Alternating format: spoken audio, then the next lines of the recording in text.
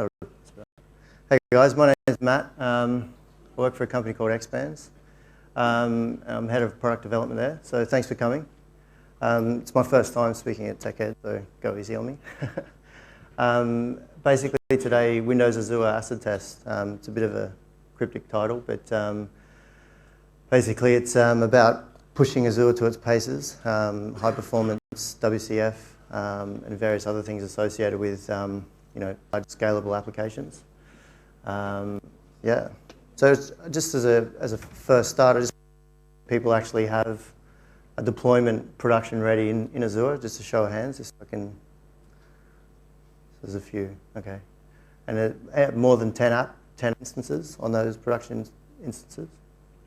Anyone? No. Okay, so some fairly big ones, but not many. Out of the whole room, we've got 3. Okay, so I guess that's part of it as well. That I wanted to make this more of a conversational type exercise, so feel free to ask questions. So the topics that we're going to include are load testing in Windows Azure and the various benefits that it brings.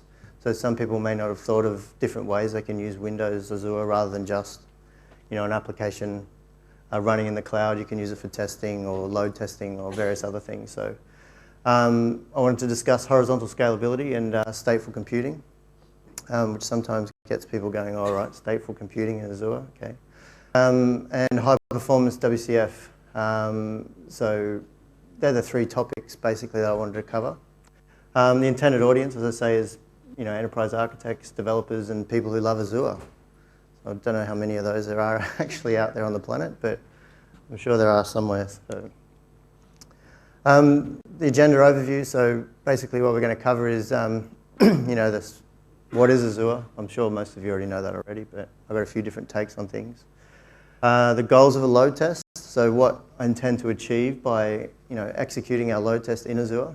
I'm going to describe the setup, the architecture that I used, the costs associated with that architecture, and then basically go through the results. So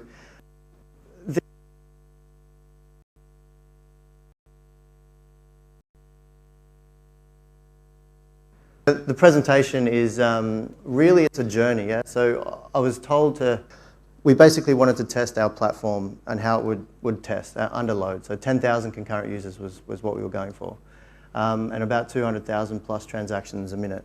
So we set that benchmark for us, and we said, okay, well that's going to be our goal. So what are we going to do that in? We decided, Azure is a fairly good, system that we might actually do that in. So what this presentation will be is that journey on me actually getting to my point of 200,000 plus transactions a minute and 10,000 concurrent users.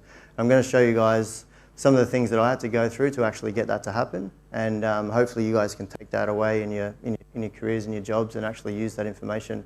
Because what I found was it's actually information that's very hard to come by. Things like obscure WCF settings that need to be done, and channel factories and channel factories and singletons and all this sort of stuff. So hopefully we'll actually go through that information, and you guys can take it away with you. So so what is Azure? I guess well, that's one of them. So it's a large data center, really. There's a train over here. It's quite a long train. There's 2 football fields. So you can see it's a pretty big data center. And you can't get these sort of economies of scales at most companies that you guys work for. So you're basically leveraging Microsoft platform as a service infrastructure, and you get a very good cost return on that. So I was quite impressed by that picture and the size of it. So that's the train there. So anyway, the next step would be what is SQL Azure? So I put this picture up here to show that it's SQL Azure is not just a database on a cluster somewhere or a database on an instance somewhere. It's actually a full-blown, fully distributed SQL Server implementation. It's fully fault redundant. It's highly scalable, and there's a lot going on in there. You sort of think, there's a lot happening in this infrastructure. Am I going to be throttled? Are my response times going to be okay? With all this clustering and load balancing and failover and fault tolerance, what's the trade-off for that? Am I going to be sub 100 millisecond? Sub 200, sub 20? So I guess really, I look at this architecture and I go, well, have the Microsoft guys done it right? what am I going to get there? I was a bit dubious going into it, but as you'll see, it actually gets quite good. So as I said, the testing goals were to get 10,000 concurrent stateful users onto a application server running in Azure. So we set that as our benchmark. At Expands, we basically do line of business application development, and we think that there aren't too many line of business apps out there that do 10,000 concurrent, so we set that as our benchmark. Then we needed a way to prove that. So we wanted to say, okay, well, we can actually prove that we can run 10,000 concurrent users, and what's the architecture? And we also wanted an environment to tweak the performance settings.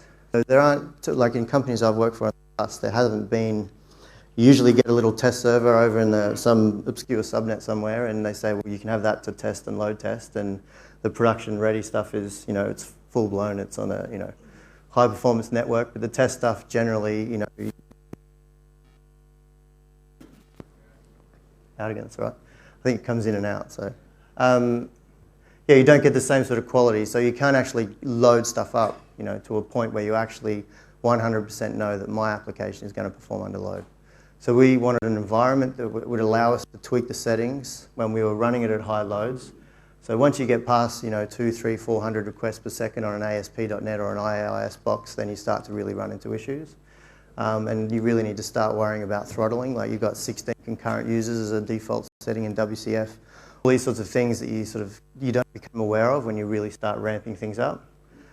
So Azure to us, like we're a small company, and Azure seemed like a pretty logical way for us to actually get that for a small cost. We also wanted to work out cost per user and the scalability metrics. So we wanted to sort of like our application or our platform scales at this point. Like every time we need to add another user, it's going to cost us X. Or if you want 5,000 users, you're going to need X number of instances, and we can actually qualify that or quantify that with a cost in Azure. And I wanted to assess how. I've got a screen here. Sorry, it's my first one. We wanted to assess how the Azure platform performs under load as well. So, and as I said, I was dubious with some of the things that were going on there, so we actually wanted to see how it went. And also the SQL Server, how that performed under load. And you'll see some of the goals that I put in there and some of the benchmarks. So this was our application architecture. So we've got a load balancer. Windows Azure by default always has a load balancer. And then you have your web roles and you have your worker roles. So the web roles are always, you should typically make a web role pretty much always stateless, yeah? So a lot of the time when you're developing applications, yeah, you might get access to state, but once you come behind a load balancer, a lot of things change, yeah? So you don't get server affinity, you can't be guaranteed you're going to switch on to the same server all the time. Things like HTTP keep alive can't. There's various WCF settings that you need to actually turn on, turn off to really allow you to, perform this under load. So we've got a web service tier. So this is our actual load testing setup. We started with 10 instances on the stateless web service, and we basically moved down to an application server or a middle tier architecture. Middle tier architecture consists of what's called worker roles. You can they're close to Windows services, yeah? So you might have a Windows service on a box in your middle tier, and this is basically what happened. And we had a service that would actually manage these middle tier application servers. We called that our site manager. So from the application servers would then talk to our database, and that was a SQL Azure cluster. So as you can see, there's quite a lot going on here, from load balancer through to web service, through to our site manager, and then through to our app server, through to our database, and then all the way back up again. So this is the architecture that we came up with, and we wanted to one-click deploy this into Azure and have it all run for us. So, and that's possible with the current Azure framework. So this was our load testing architecture. So we needed to set up an architecture where we could say, all right, well, let's fire some load at this thing. So we put load testing, 5 load testers in each of the regions: Central USA, South Asia, Europe, and Central Asia. And we fired them at the application. We coordinated those all through a central, load testing manager server. So we basically fired off a list of transactions and said, okay, you guys start off here and start executing payloads against our banking application. So this was our scenario. So 4 distinct load testing environments. All the load testing environments are scalable, so we could scale those out to 5, 10, 15, 20. We could probably throw 15, 20,000 concurrent users, but you know, with the architecture, we've gone for 10. So this was our setup. Now we got all of that. I'll just quickly we got all of that, all those servers, all the Azure table storage, all of the app servers, all the database. We got all of that, anyway, so for $15.71 per hour, which, you know, it's pretty impressive, yeah? So we ran the load test for half an hour at peak load. We ran it for over an hour, but at peak load for half an hour. And we were able to do that for $15.71 per hour. The costs associated with this, as you can see, I've got some metrics up there. You've got your standard Azure metrics. And then our load testing setup costs down there. I should be running them out probably. So we've got our load testing setup costs here. Now, typically, most people, you get standard number of database connections. You get about 5 gigabytes. Once you move past 5 gigabytes, you actually start paying for incremental usage on the database. So database transactions would be the only bit that's a little bit vague there, but if you try and keep your payload under 5 gig in the load test, you won't pay for anything. So that cost is almost pretty much guaranteed, $15.71 per hour. So I don't know if anyone agrees, but that to me was pretty palatable. It's going to cost us at least, you know, 50 to 100,000 to set up some load testing environment that's even remotely close to what you can get in Azure for that sort of cost. So, as I said, this is going to be a journey. So these are the things that I had. So I started off, this is my architecture, and this is what I wanted to do. So first off was, you know, how am I going to locally test this stuff? Because I created my own load tester, right? So we have a platform, so it was basically we could run this architecture in our platform and allow people who would develop it to actually, you know, load test their application. So it was worth it to create our own load tester, but you can actually use something like Load Runner to do a very similar thing.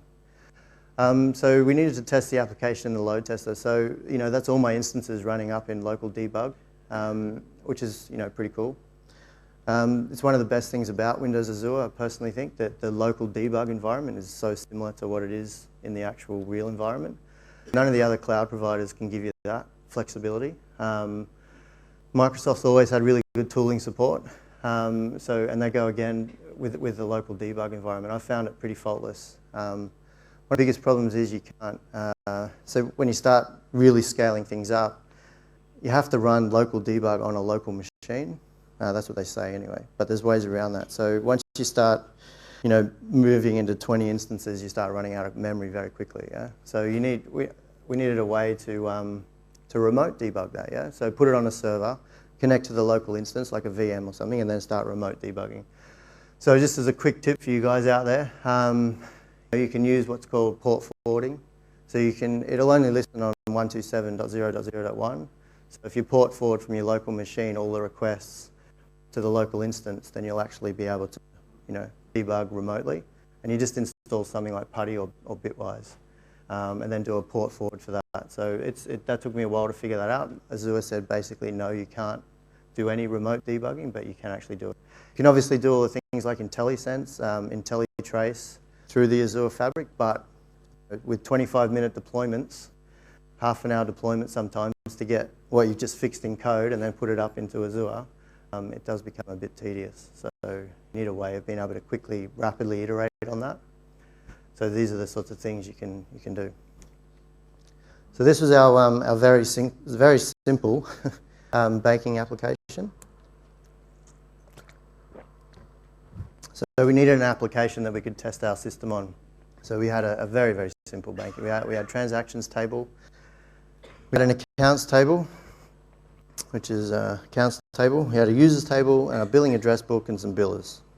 So this was a very simple database. Well, this is a model-driven architecture. So I'll just quickly move over that slide. Our database setup, as you can see, we put 4 million records in the transactions table. We put 20,000 billers, so we gave everyone, two or three, two billers and 2 accounts. So we had a fairly reasonable sized database there. We indexed the database. We didn't put too many indexes, only put 4 indexes on there. So as I said, we wanted to actually simulate real load in a real environment. So there's a couple of things with the database setup. You want to make sure that the database resides at the same location as application instance generally, otherwise latency will be just huge, about a second. You can connect to other geographic locations, but as I said, the latency is just too much. It can be in the vicinity of 1 second for each transaction, which is just way too much. So that sort of, once I deployed it and I had it existing in Asia somewhere, and I had the application server in central US, and I was getting very poor response times, that was, that was the reason. Connection pooling, that's another thing that can get you. You can get a lot of connection dropouts. So connection pooling should basically be turned off. You should try and manage your own connections in some high performance applications. There's a load balancer and a guarantee affinity, and you can get some connection dropouts. Once you start reaching things like, I think it's about 2,000-3,000 connections, you start getting some latency, start to get dropouts. So if you can try and manage those connections and your connection pooling somehow, then you can actually get a more high performance out. So I'm talking in high performance, a very large transactions. We're talking 100,000 transactions a minute here. You start to get these sort of bottlenecks that feed in. So you need to start considering stuff like connection pooling and stuff like that. What's that? Well, I'm sure you can. Why would they have connection pooling off?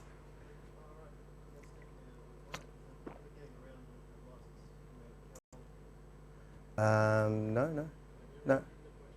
He says it's a licensing agreement that you can't turn connection pooling off, but no, I think if you connect with a single CAL license, it's a single user. So that's always of the same authentication. So the connection pool always exists under the connection you just made. Typically in high performance applications, you wouldn't generally have multiple CALs on the server, on the database server. You'd usually have a single CAL or an authenticated user. I don't know about that. But, so I'll just go back to this slide now. It's quite busy, but what we wanted to suggest was when you're load testing, you need a process. You need to record a process. And those processes, they relate part of your business or part of your application's business logic. So you want to say, okay, well, let's pull out of our application 4, 5, whatever you want to call arbitrary number, processes that we want to define within our load testing to say, okay, well, this encapsulates a good portion of our application. We want to load test these processes. So you come up with those process flows, and so we picked 5 processes out of my banking app. I've said display transactions, transfer money, pay new biller, pay existing biller, and update user details. These are my 5 processes that I want to actually try and fill the server, or fill the application with load. And I was going to divvy those up by a percentage that I deemed as part of a natural application progression. So I'm going to show those in a minute. So each of these steps would obviously have more detail around them. So I'll just go through transfer money. We have things like check from account is selected, check the to account is entered, check the description's entered, the from description, check that the user actually was in their daily limit, check to have enough money, the withdraw money from account, all the typical business process type stuff. So I actually run these on the load test. I'll show you that in a minute. So as I said, this is, what have we got here? So I'm going to go in here. So one of the things that we had was the ability to actually capture the request responses. So I'll go back to that architecture. We weren't too concerned about the latency between the client and the web service. What we wanted to primarily test was the latency between the web service, what we call execution time. So the latency between the web service all the way into the application to the database and back again. Latency is a bit of a funny thing. You can never be guaranteed what you're going to get. So we sort of tried to keep that out of the equation. So we really wanted to test basically the application. So one of the things was, how am I going to capture all these transactions? How am I going to, I'm getting millions of these transactions all the time. Where am I going to put them? How am I going to capture them and still not infect the web service and still not be able to, degrade the performance of the web service by capturing this traffic. So I could have done tracing and various other things, but we decided to shift it down into what's called a logging service. So some of the things, once you start getting into real load, is if you, just to execute that, to say, okay, well, let's just shift that off to our logging service quickly, asynchronously, they're still going to take a thread to do that.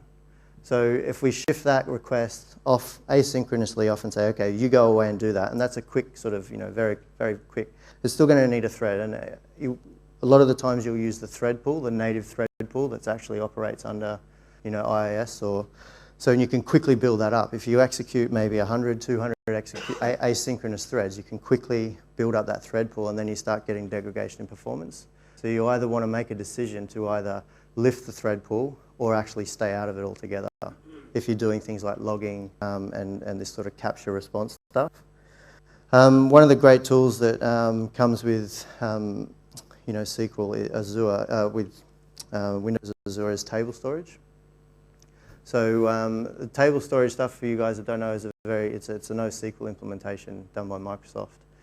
It's actually pretty good. It's high performance. It has an Atom-based API that you can get the data back from, and there are various tools that interface with it. I'll show you some of those in a few minutes. But it's pretty high performance, and it runs really well. And you can just hook straight into that, and you get that out of the box with Azure. I don't think I'm just thinking of the other competitors. They don't really have the same sort of implementation. You can do it yourself, but something as a service is pretty good. So we logged out, yeah.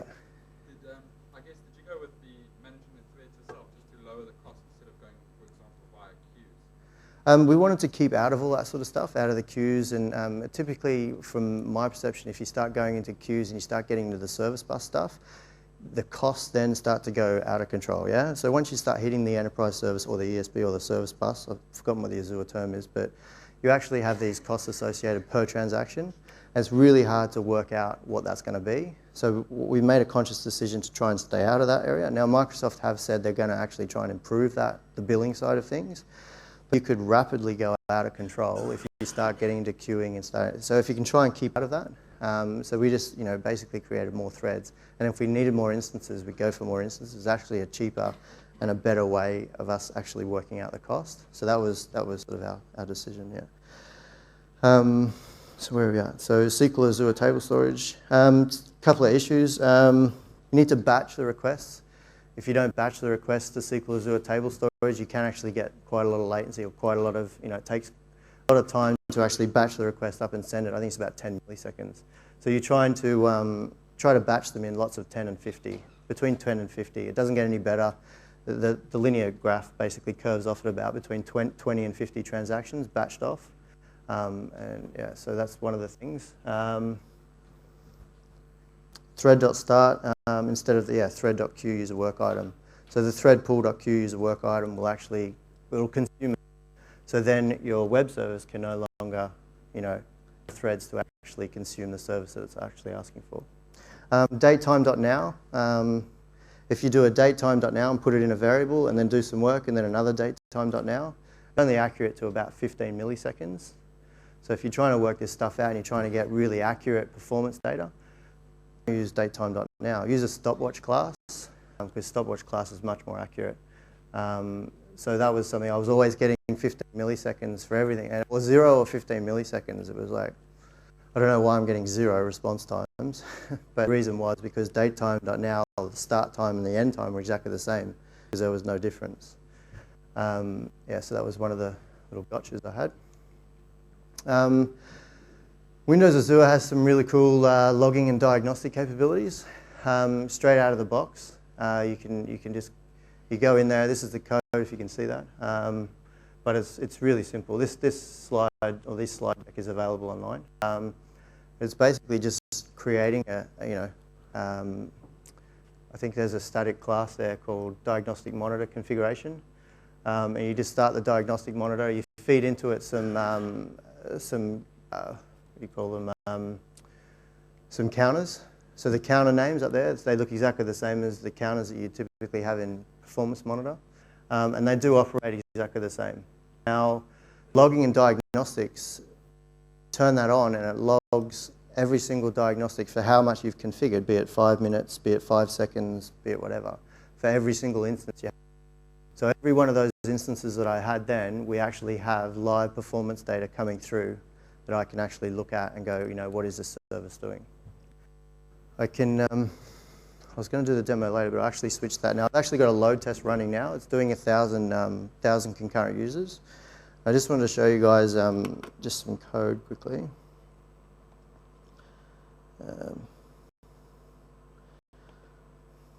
This is a tool. This is a tool by Cerebrata. Cerebrata, they hook into the table storage element of the diagnostic studio, and they allow you to actually capture real-time statistics. I'm just going to do this. Where am I? Total processor. I guess that's a good one.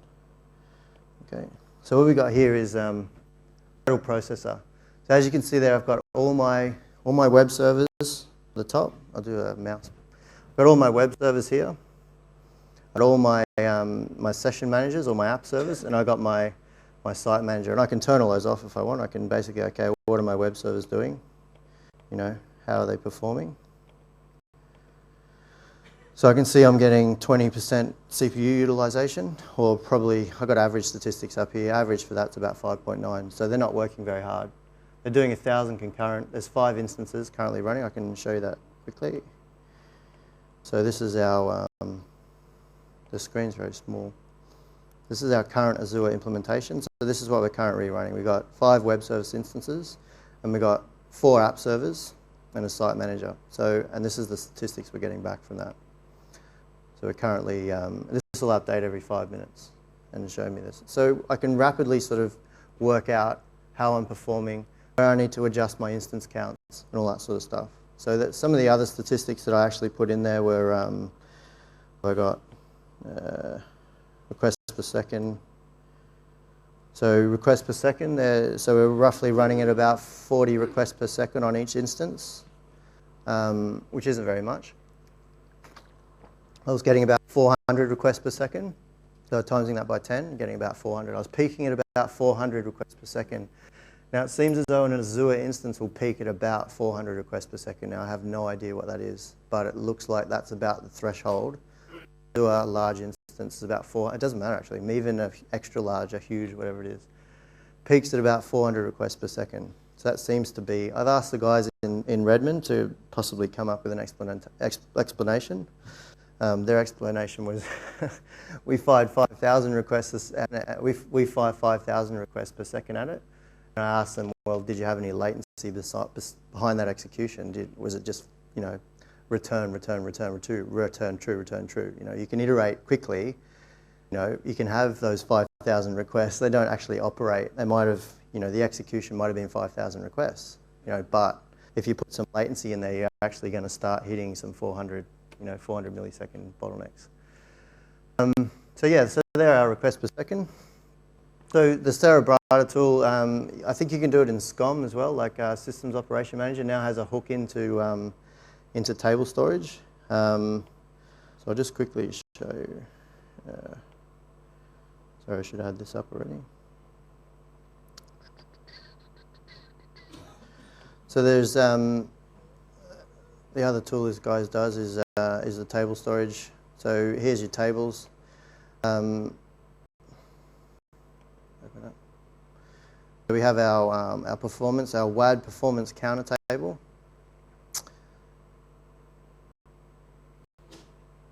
And loading. Okay, so all it does is if you have a look over here, it shows you the counter name on the right hand side there and the counter value. And it shows you the instance, the role instance, and various other attributes. So you can easily sort of see how you could create a pretty nice application, like a nice Silverlight application that just hooks straight into this table storage implementation and can possibly give you some nice gauges and various other things. So you could really get some nice applications that come out. But the Cerebrata tool is a good step forward. I like the implementation.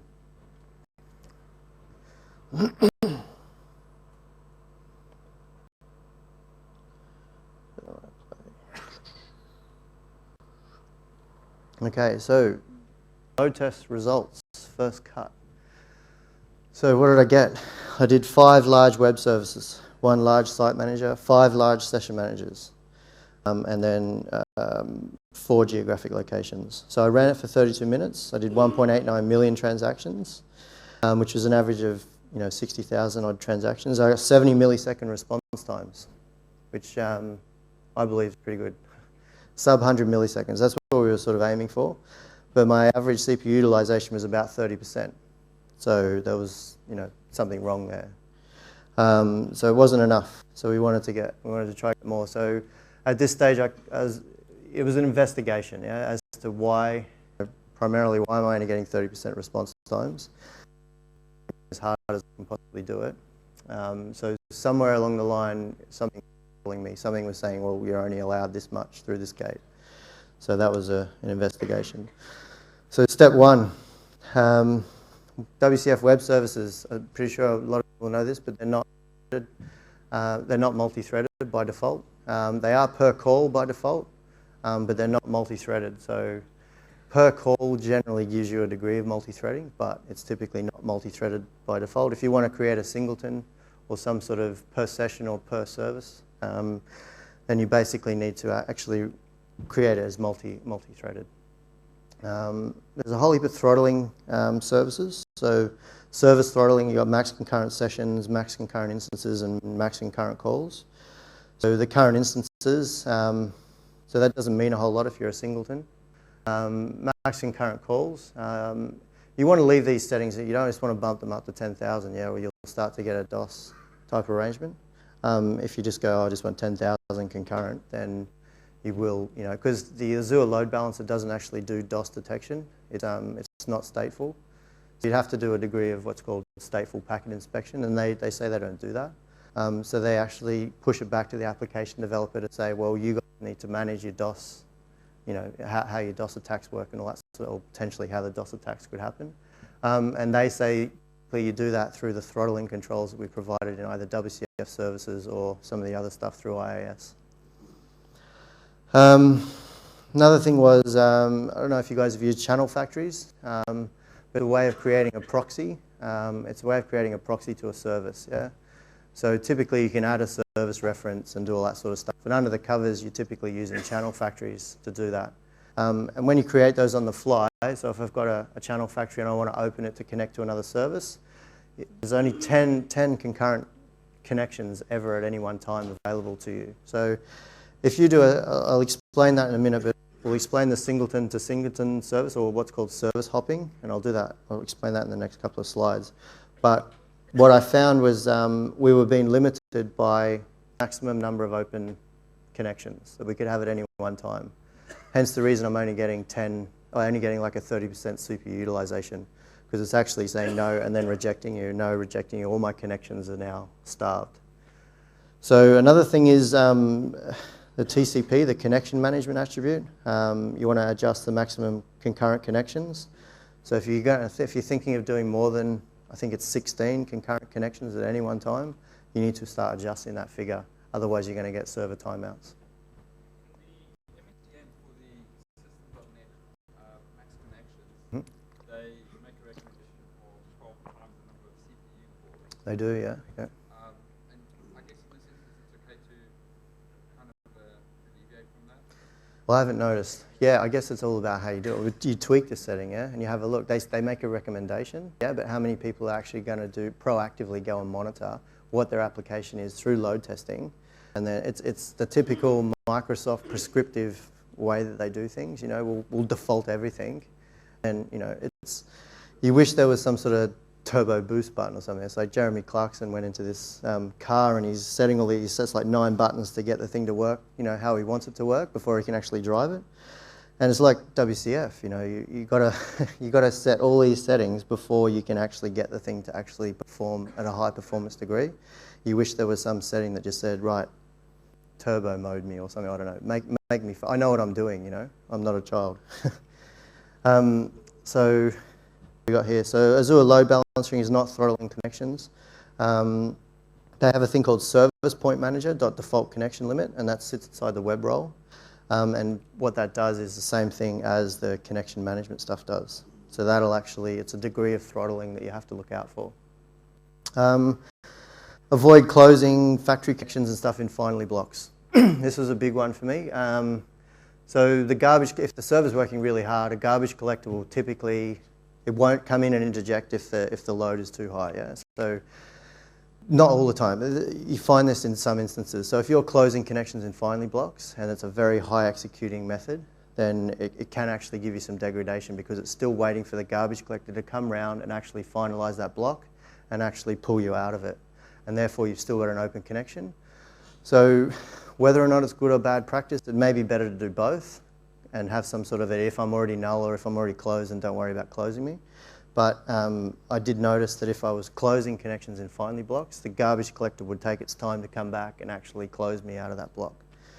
I know you can use, there's a problem with using blocks with channel factories and some extra code you have to do, but anyway, so I've seen a lot of code where people are closing connections in finally blocks, and once you get into high performance computing, then you actually start to run into trouble. So singleton to singleton communications. So this is called service hopping, and it's you know, in Windows Azure they typically run a very stateless based architecture.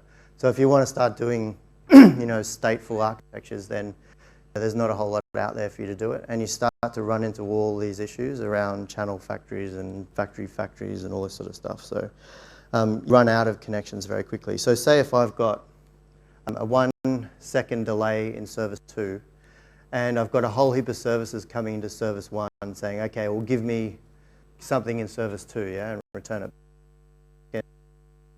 Queuing up behind here, yeah, waiting for a connection to become available if I've only got one channel factory.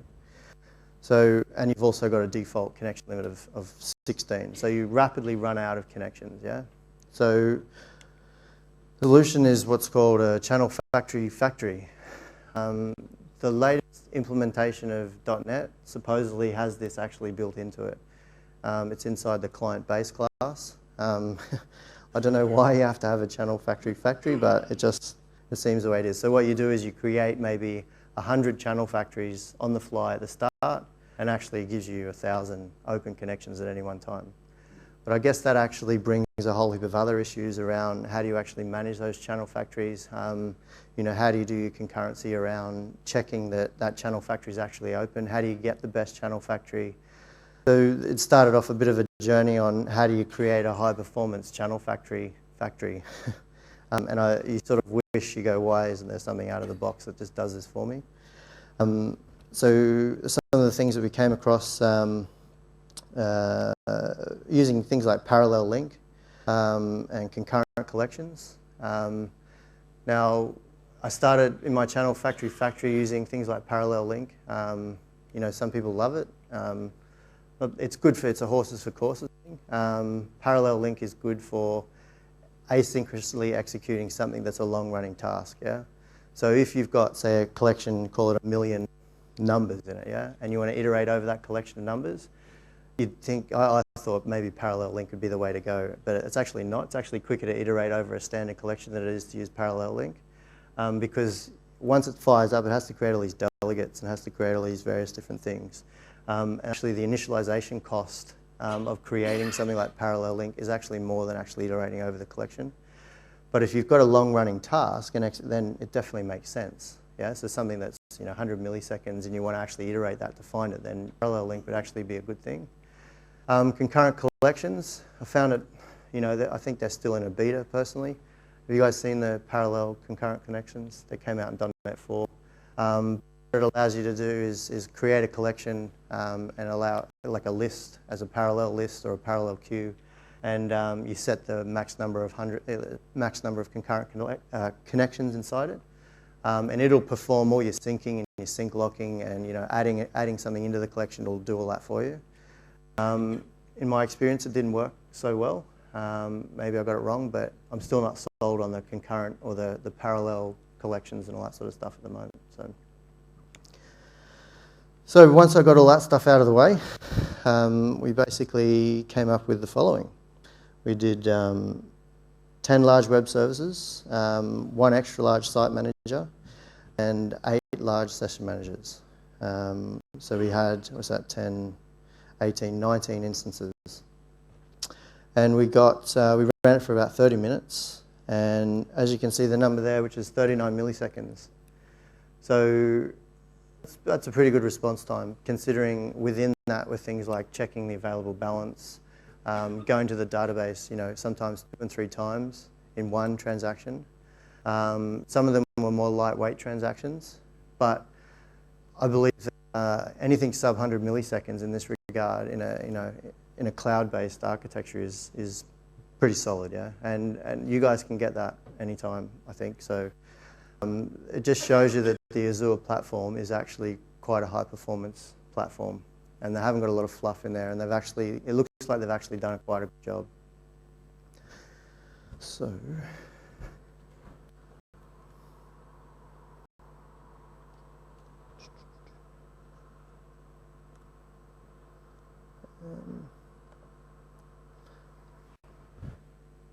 So this was my my graph of average response times, and they're my transactions as I load up.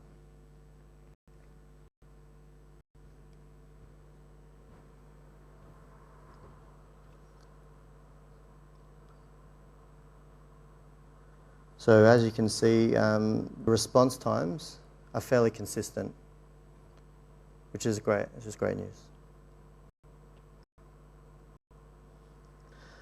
Now this was the difference in transactions. So this is, I should have had my graphs make some.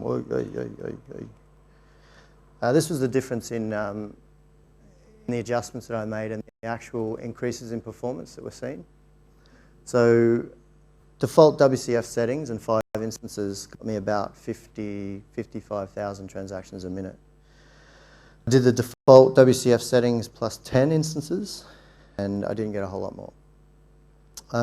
Multi-threaded service and various other attributes changed on the service got me a little bit more. Well, actually got me a little bit less.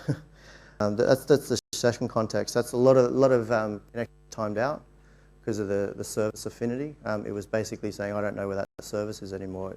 The load balancer actually doesn't hold the server affinity, so you get a lot of session timeouts. Then when I created a channel factory, I almost doubled it. And then raising the TCP connection limit actually brought it up quite a lot. And another minor adjustment to the instance counts actually got me across the line. So yeah. So it's quite an interesting graph of some of the solid increases you can get in throughput just by making some adjustments to some of the settings that are already out of the box.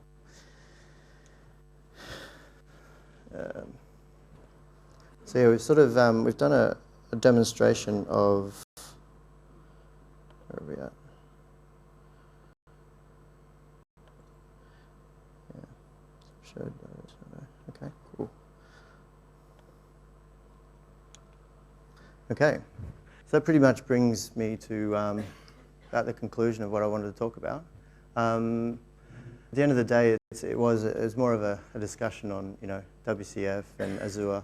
As far as I'm concerned, I got to my goals using the Azure platform. I was able to achieve the required statistics that I wanted, 10,000 concurrent users. We were able to use an enterprise-grade platform that we know specifically the metrics. We can actually drill down now, and I can say, if I've got 10 users, it's going to cost me X number of dollars, and I'm going to actually need to deploy these sort of instances, or these sort of, Azure gives you the CPU counts. It says, this is a 4 gigahertz processor, this is 5 gigs. So you can actually drill right into that and actually get some real good statistics. And yeah, it actually achieved what we wanted to do. So thanks. Anyone got any questions? Yep.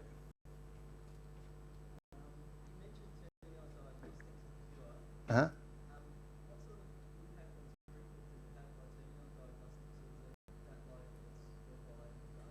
It's worthwhile having the data, yeah. I ran it in both ways. So the diagnostics were good for tweaking. So to get my 39 millisecond response times, I actually turned it off.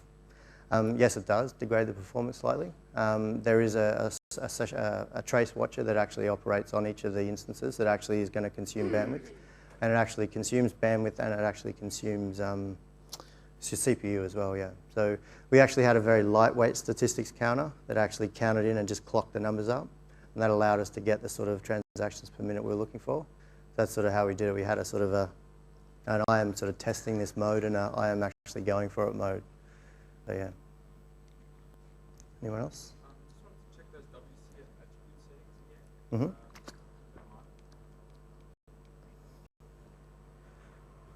So which one in particular were you after? What's the one for the WCF max connections per port gather?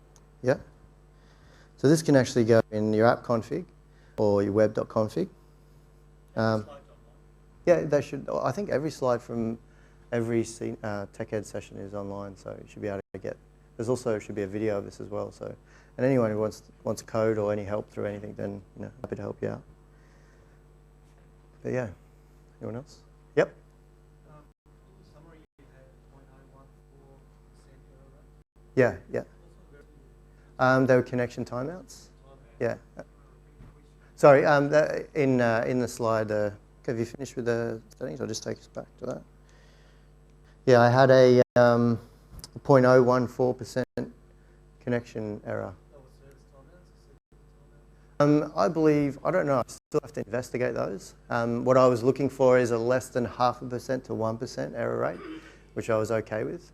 Now, there could be a number of reasons why things timed out. It could be my load balancer. It could be, the load balancer on the SQL, on the Windows Azure just decided to say, too busy. It could be my instances just saying, no, I'm sorry, I'm too busy. The throttling side of things can, rather than just wait, it actually goes, no, I'm too busy, and gives you a really quick, like less than 1 second timeout. Just says, no, I'm out, I'm done. It won't wait the 30-minute or whatever you've got as you send timeout. I think there's different parameters on your timeouts. You send timeout, you receive timeout, your open timeout. So if your open timeout is set to say 1 second, then that'll time out really quickly. And I think that's basically the errors that I was seeing. Most of them were that I got no SQL error, SQL Server errors in all 7.8 million transactions. Not a single one, not a single connection error, not a single anything, which is pretty good.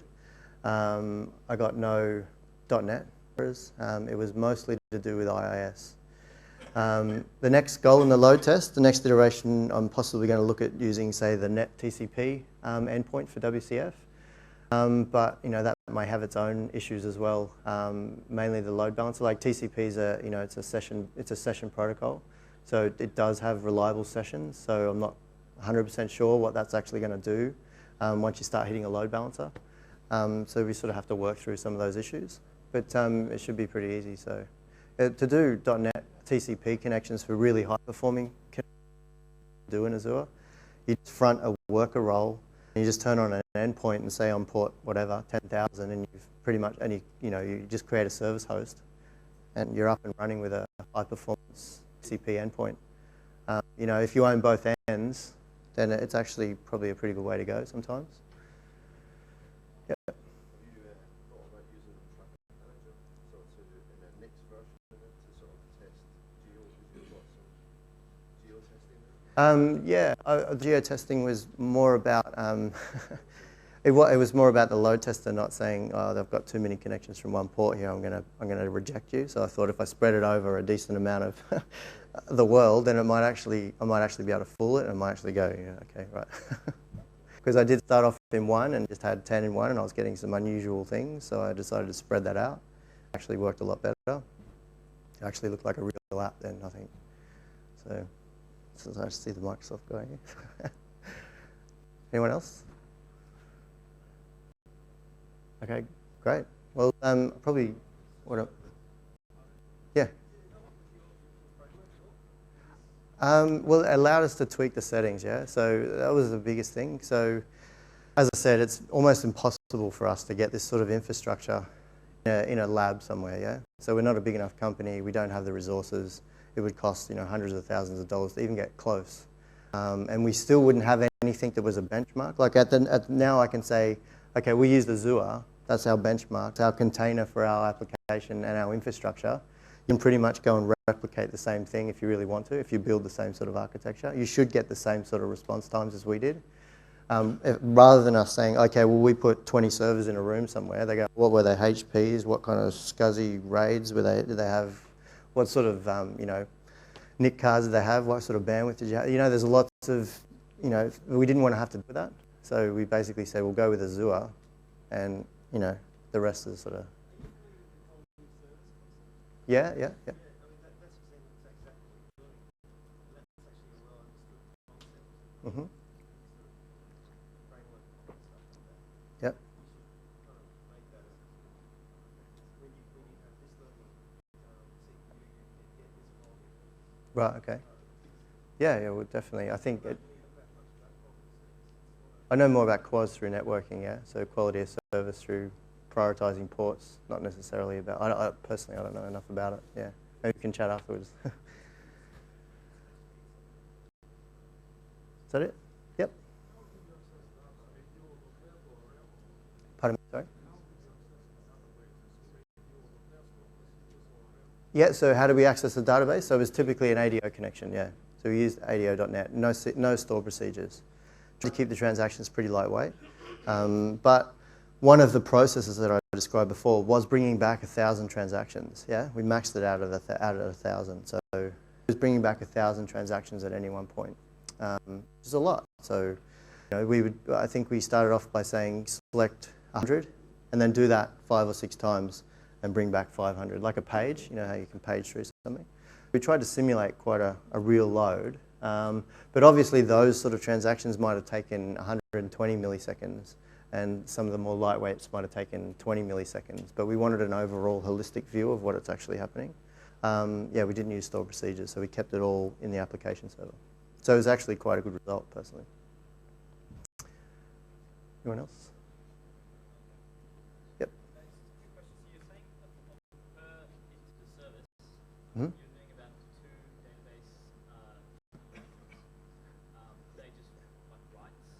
No reads and writes, yeah, so a complete plethora of stuff. So you can actually, back on that slide, I know it's busy, but it actually describes exactly what's going on there, yeah? So,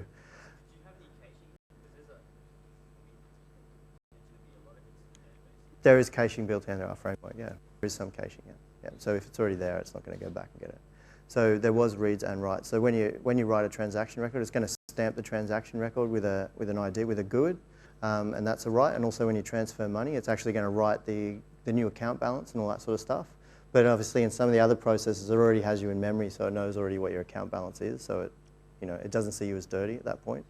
And so there is some caching. We might have got away with it in that regard. But it was a pretty solid amount of database activity going on. Yeah. Can you introspect on that? Can you get the SQL statistics? Yeah, I believe you can, yeah, through SQL Azure. You can. I don't know if you can go as granular to the actual transactions. I don't know if you can do profile tracing, which would be a nice addition to SQL Azure, a profile trace. But yeah, I'm pretty sure you can't do that. So is all the caching occurring in the session manager? Yes, it is, yeah. But there wasn't a high degree of caching. I wanted to keep it as open as possible. I was trying to break Azure. Hey? Sorry, what was that? Yep. It was a sticky session. Well, am I connecting to a specific worker role? Yes, I am connecting to a specific worker role. It's called a sticky session. Every single payload that actually gets to and from inside the payload is a session handle, which actually tells me the port and IP address of the server I should go to. So if we go back to this architecture, so what happens is you create the session on this. It creates a session on one of these app servers, and that remains sticky, yeah? So and then from the web service, it goes straight to that app server. So it actually bypasses any site manager. So you're coming straight through. So you only got like a single hop there. You've got to try and keep your hops to a minimum when you're doing service-to-service hopping. You don't want to have too many hops can cause too many problems. So you're trying to keep it at 2 and at most 3. Yeah. Yo. Yeah. You were talking earlier about the maximum connection limit or maximum throughput stopping at 400. Yeah. I also noticed that your settings in your app config set to 400 at the same time. Yeah. That was basically I couldn't get any higher than 400, so why set it higher than 400? I put it at 1,000. So I did one day. I thought I found it, but I don't know. There's stuff called chimney settings in WCF. So there's some weird things going on under the covers. And the more and more you get into it, you might find it. But I'd like to see something from Microsoft published to say if you want to go this high, or you know. They may have put something inside Windows Azure that says I don't want any more than 400, because it's a pretty high number, 400 requests per second. So it might be something to do with threading or something to do with IIS. So that's why the .NET TCP binding might actually throw out some of those things. So if I start getting 1,000 requests per second, I know it's something to do with IIS then. So I've actually gone through about 300 of the profile like in Cerebrata till I can connect to everyone. I've gone through everyone looking for 400. Where am I maxing? Where am I maxing? And I haven't found it yet. So, but 400 was fine for me because I managed to achieve my goal with only 10 instances. So it wasn't, you know, wasn't outrageous. So when you say transactions, do you mean requests, or is that a bunch of requests? I didn't actually, I sort of glossed over this slide, but because you can't see it very well, but what they were was these are our requests. So display, oh, actually we can go back to this one. Where is it? These are typically our transactions or our responses. Where's my laser? So these are typically our transactions. Yeah, so with multiple requests, yeah. And when you count the 161,000 or whatever you've got to, that's the number of transactions, so sets. Yeah, a number of these, yeah. Which is better even still. So, you know, you're not just doing single lines and getting sub-40s. You're actually executing this and getting 40 milliseconds. So if you execute this one, it might only take 10 milliseconds. And to do just a lightweight read might take even less. I have seen numbers of 3 and 4 milliseconds coming back from Azure. So, you know, it's pretty good. If you keep everything on the same geographic location, you can get really good response times. Yep. You said you're trying to break Azure. Well, I don't know if that's, yeah, anyway, yeah. Who's behind you trying to break Azure? Presumably it's not Microsoft funding you guys. No. I didn't really want to break it. I just wanted to see if I could, but it was I just wanted to push it. Yeah. So if I could only do, say, 50 transactions a second, I was getting all timeouts all over the place. My error rates were through the roof. I'd just be. This architecture is not very good. Yeah. So it might be a bit of a toy architecture. You know, like it's good for maybe just throwing up a couple of instances, but it's actually not. It actually seems like they've done a really good job. It's enterprise grade, yeah. So when I used to work for Macquarie, there was 100 milliseconds. That was our benchmark. We wanted 100 millisecond response times from web service database back again, yeah. And we're getting sub 40, even sub 20. If you reduce the amount, if you go to about 3,000, you probably get sub 20, 30 millisecond responses. So, yeah, which is just pretty powerful. Yeah. Anyone else? Yep.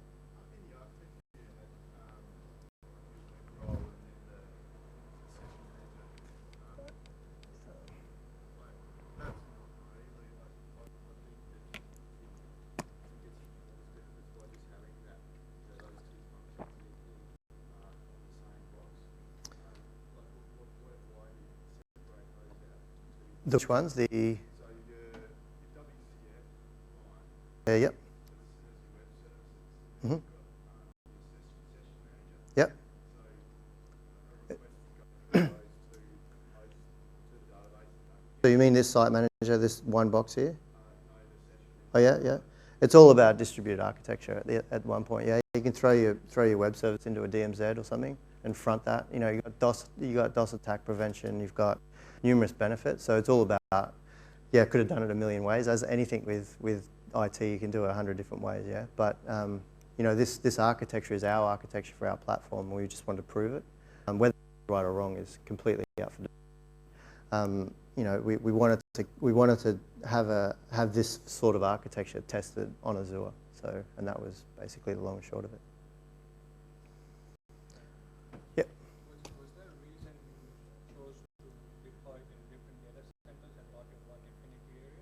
No, I did deploy in one zone. Yeah, the load testing, this section of it, were all deployed outside of the zone. So I wanted to actually I needed to make sure I was testing the load balancer as well. So I needed to come out from other geographic locations. I couldn't just exist in the same data center, or else my numbers would be skewed to some degree. I needed to come out of the data center into some other location and actually test it there. Is that